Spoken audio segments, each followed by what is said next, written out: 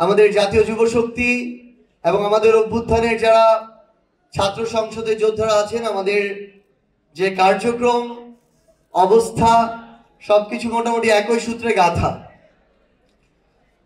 সেই জায়গা থেকে আমরা নতুন আরেকটা সময়ের দিকে যাচ্ছি, যেই সময়ে আমরা সারা বাংলাদেশের 64 জেলার যারা আমাদের অভ্যুত্থানের রাজপথের সহযোদ্ধা ছিলেন তাদেরকে নিয়ে আমরা নতুন আরেকটা অগ্রযাত্রার দিকে যাচ্ছি। এখানে আপনারা যারা উপস্থিত আছেন, আমি বিশ্বাস করি আপনারাই বাংলাদেশের নিজ নিজ জেলার নাহিদ ইসলাম এবং হাসনাত আব্দুল্লাহ। সো আপনাদেরকে একই সূত্রে গেঁথে আগামীতে আমাদের পথ চলাটাকে আরো মসৃণ করা অনেক বেশি জরুরি। আমাদের সাংগঠনিক জায়গা থেকে সেক্ষেত্রে বিশেষ কিছু গুরুত্বপূর্ণ বিষয় রয়েছে।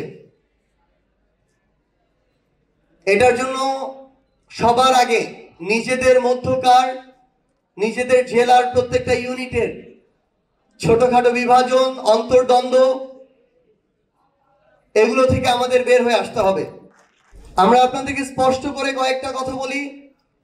আজকে এই অডিটোরিয়ামে এই বয়স সীমার যে কোয়ালিটিফুল লিডারশিপ আছে, বাংলাদেশের কোন রাজনৈতিক দল ডাকলে এই বয়স সীমার সারা বাংলাদেশের ওই কোয়ালিটিফুল লিডারশিপ এখানে আনতে পারবে না।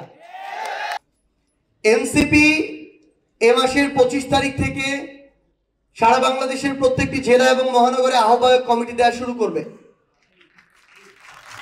জাতীয় যুব শক্তির আহ্বায়ক কমিটি দেওয়া শুরু হয়েছে এবং আমরা বিশ্বাস করি আমাদের ছাত্র সংসদ পুনর্গঠন করে অল্প কিছুদিনের মধ্যেই বাংলাদেশের প্রত্যেকটি জেলা মহানগর থেকে শুরু করে ওয়ার্ড পর্যন্ত আমরা আমাদের আহ্বায়ক কমিটি পাবো।